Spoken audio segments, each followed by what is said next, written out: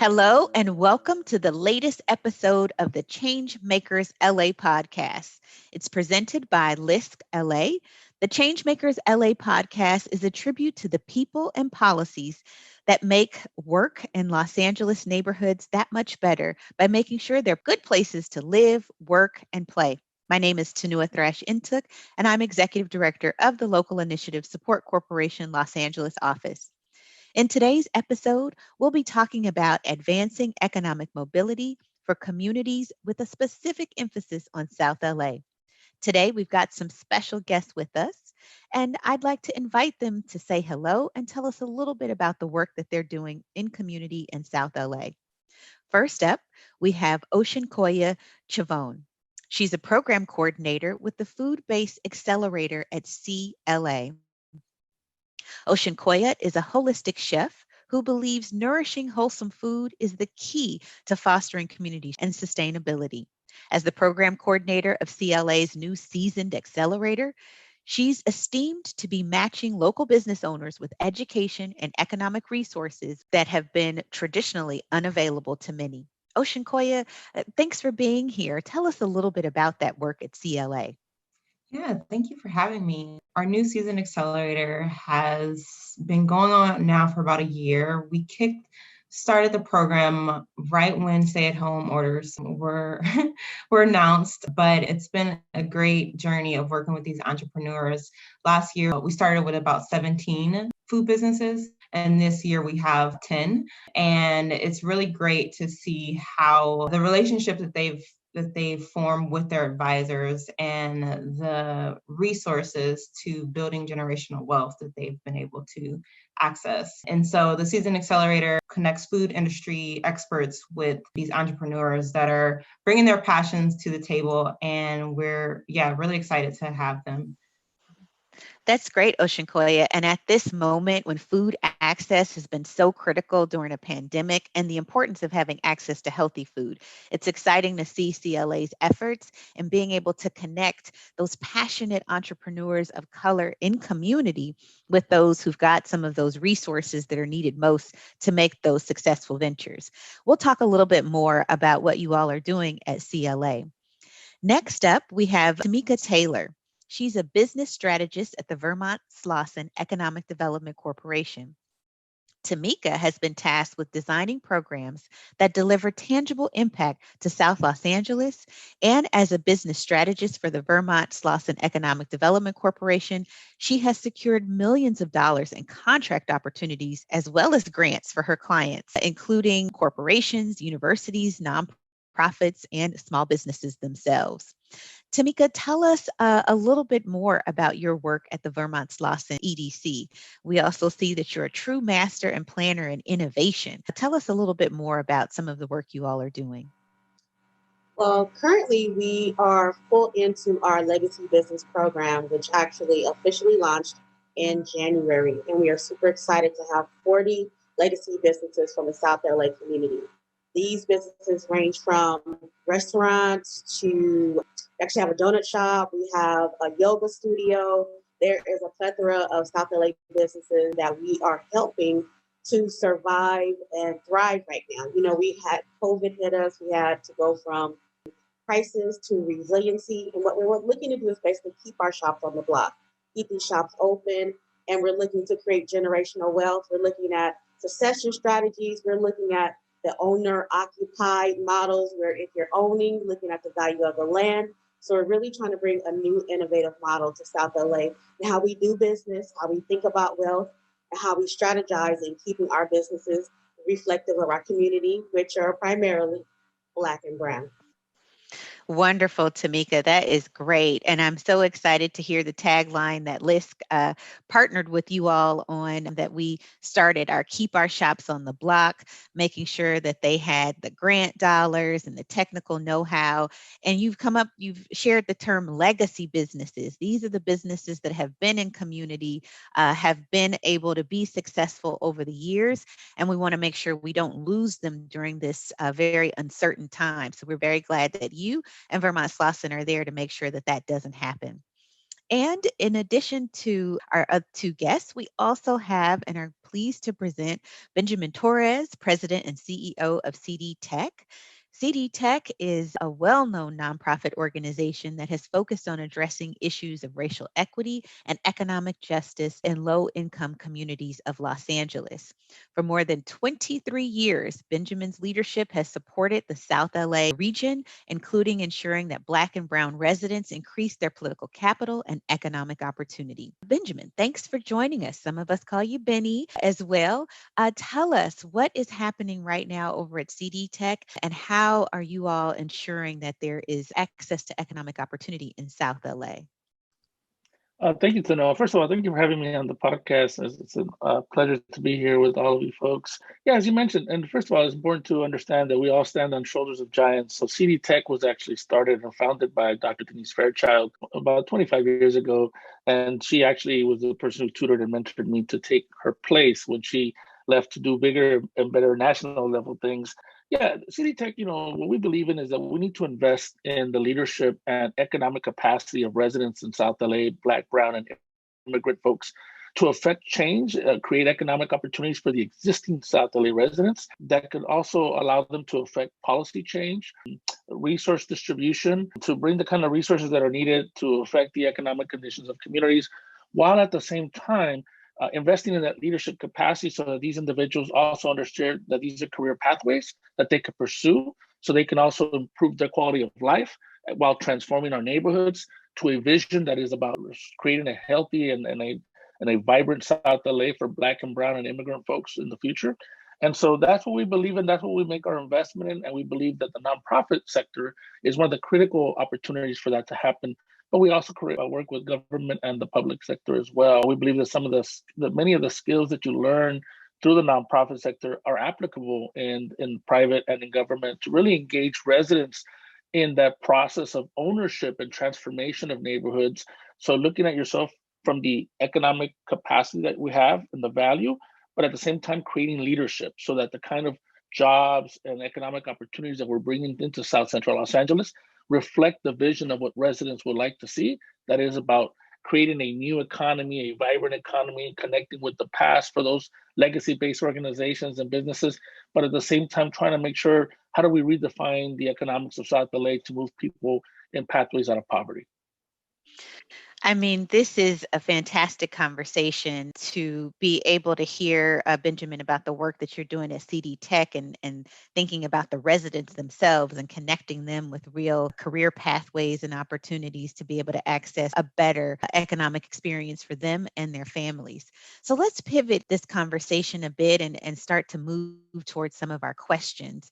So in 2020, LISC, certainly in partnership with organizations like all of you here, created the South LA Economic Inclusion Implementation Plan. This was a 3-year implementation plan that supported an integrated approach, much like you all have talked about here, focusing on small business, focusing on health, and focusing on people to ensure that there was economic mobility for residents of South LA. The plan recommends that we connect South LA residents and businesses across 3 distinct districts in South LA. We looked at the Crenshaw Corridor, Exposition Park, and the Goodyear Tract, and wanting to make sure we connect that to a regional economy, as well as foster connections with grassroots organizations like yourselves and local leaders to be able to create those ladders of economic opportunity. And finally, the recommendations outline that we seek to really build upon South LA's strengths, leaders like you, organizations like you, and we would have to do that in order to combat the root of institutional oppression, connect with local organizations, and bring more opportunity. So let's move into our conversation. Let's talk about what you all are doing in a little more detail to advance economic mobility. Tamika, one of the goals that we have for the South LA Economic Inclusion Plan is to provide resources during this COVID-19 recovery. What are some of the ways that Vermont Slauson has pivoted during the pandemic in its support of small businesses?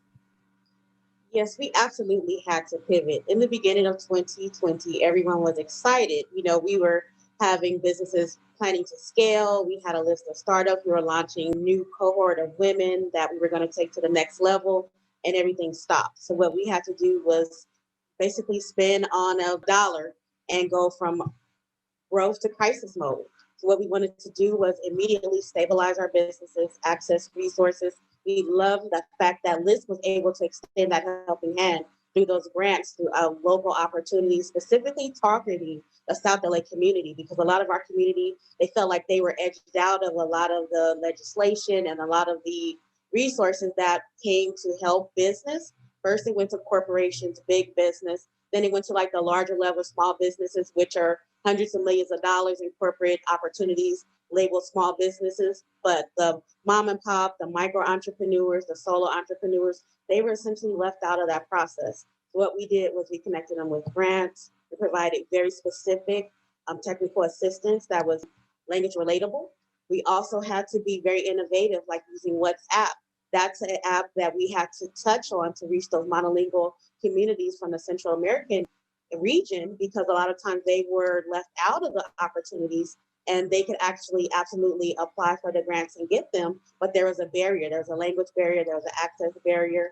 And we were also able to connect with some corporate opportunities, and then have some corporations like Netflix, Southern California Gas, also provide financial resources.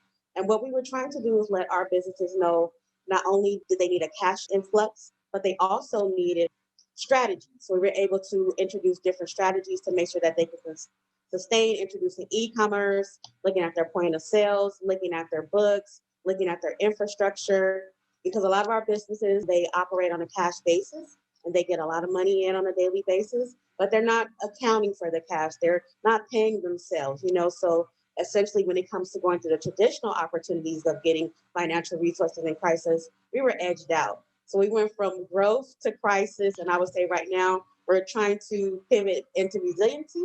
And I think we've learned a lot of great lessons. We took this opportunity to make sure that we were able to talk about what true equity looks like. I would say we gave a magnifying glass of what it looks like in South LA. It really magnified the actual challenges that we face on an everyday basis, and it magnified them times 10. Wow. You started out with the growth, and then you had to pivot around crisis. And now that we are really in 2021 looking at resiliency and all the things that you described, I've watched Vermont Slauson up close and personal, and under your direction of your president and CEO, Joe Ruzan. I mean, you all have been such an important source of hope and resource for the South LA community. And I loved hearing using WhatsApp to connect with those communities that may not be connected any other way, and to make sure that you were able to provide information in language so people could reach it. Great. So Benjamin, let's talk about one of the biggest focuses of years 2 and 3 of that South LA Economic Inclusion Plan. And that's really to elevate career pathways into emerging industries. And you've already started talking about how CD Tech is working to ensure that the workforce is trained for key opportunities. Can you talk a little bit about connecting young people to the health sector during the pandemic? Yeah, sure. Thank you, Tanoa. Our collaboration with LISC and the robust approach to South LA economic inclusion was really keyed around looking at corridors, looking at building capacity, and also investing in businesses and trying to figure out how do we get more capital. So these are all very important from a comprehensive perspective. What we found specifically around capacity building that was super important was the need to really identify what are the ways that we can get people, remove barriers to employment opportunities and pathways by really investing in getting people ready for the nonprofit sector. As we had to pivot as well, we focus a lot on economic development opportunities within the nonprofit sector. But as a result of COVID and the disparities that it demonstrated, not only economically, but also in terms of health access, health preparation, and the social safety net that was really destroyed, by COVID. And when you also add the layer, of course, of the Black Lives Matter movement and the need to address systemic racism and inequality, right? And that happening for many years in South LA. And then you add the election opportunities in terms of opportunity for maybe new legislation, a new way of looking at reform in the nonprofit sector. We just thought it was a great opportunity to look at the health sector, because the health sector, and I'm talking public health in a broad sense, right? The relationship between economics, housing, employment, environment, and land use issues is something that our community has never been able to really understand the intersectionalities of that kind of career pathway. And so when people think of the health sector, we think of hospitals. But when we think about it from our perspective, it's about connecting people and creating a healthy environment in our neighborhood so that people have access, whether it's to look at nonprofits that do housing work, nonprofits that do specific health outreach and health engagement pieces, right? Or looking at organizations that focus on improving the economic conditions. We wanted to make sure that our folks understood the holistic understanding of public health, but also knowing that there are community-based clinics and health serving organizations that are looking to hire individuals who know how to get to the residents, especially right now in these next 2 to 3 years, right? Where the idea of that, how do we strengthen the social safety net? How do we connect people to really understand what their health needs are? And so we felt it was important to take our existing community planning and economic development program at LA Trade Tech College and really emphasize a kind of cohort that looks at health access, quality of health in communities, and really train people up to that so that they can be able to pivot from looking at economic opportunities to looking at the health sector and public health as an economic opportunity piece. We have a internship program. It's a 6-month internship program that does outreach and engagement of residents. So what we did is had them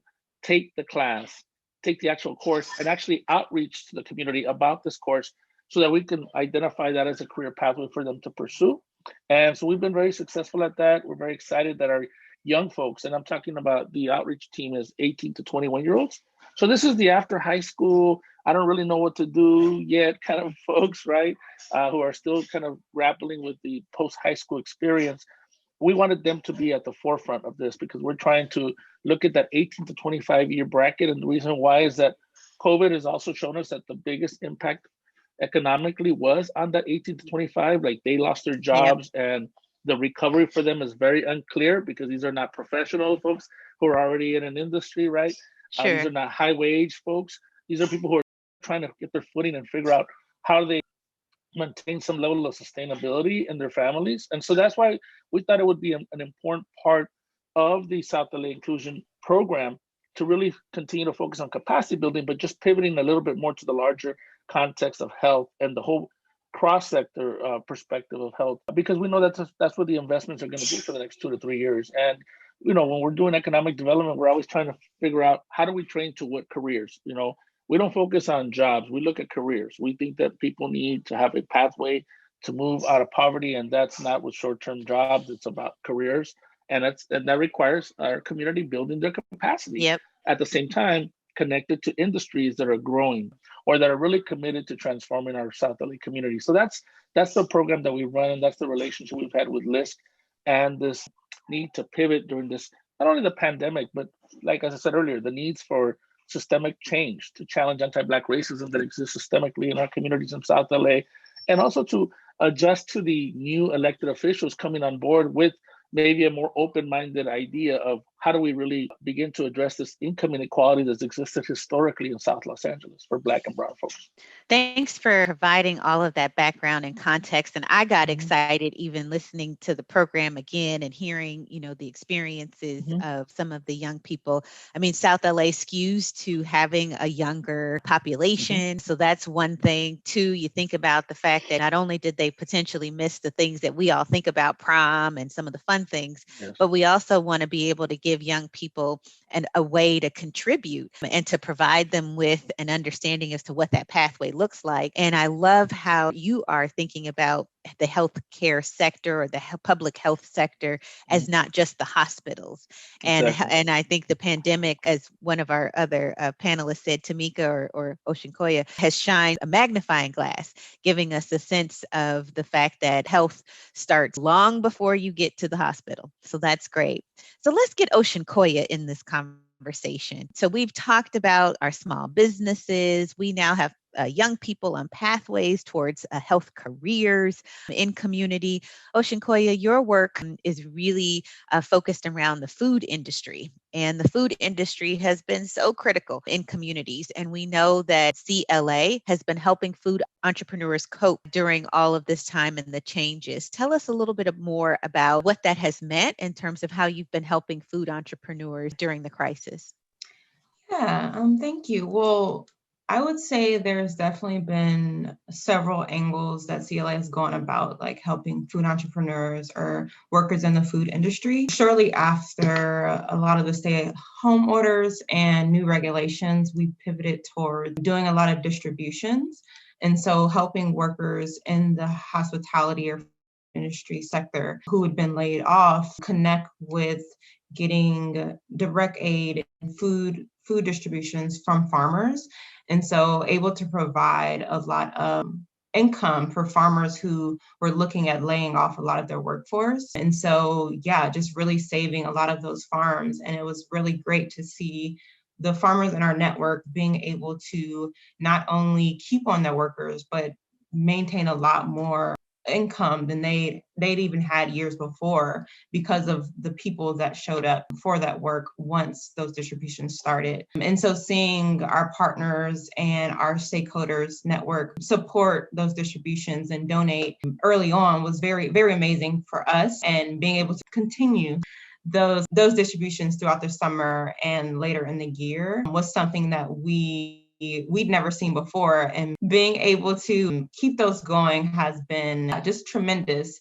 And being able to shift those to not just workers in the industry, but like tapping into our houses community and how they've been affected through COVID and through CARES Act and a lot of other grants and a lot of other support that we've seen that's been taken well within the organization, also like volunteers, et cetera. Well, Oshinkoya, I don't think people really realize the impact of the pandemic on small farms and some of their employees and what that has meant and how that has even disrupted the food supply chain in communities. So it's great that we've got CLA working to ensure that there's a chance to be able to make the connection. Tamika, South LA has always been plagued with unemployment. Can you tell us a little bit more about the Legacy Business Program and how businesses can get connected? You shared with us a bit about the program itself, but if you're a business in South LA, how do you get connected to the Legacy Business Program? To access the resources for the Legacy Business Program, you can visit our website, which is VSEDC, Vermont Slauson, so VSE, like Economic Development, D Corporation.org.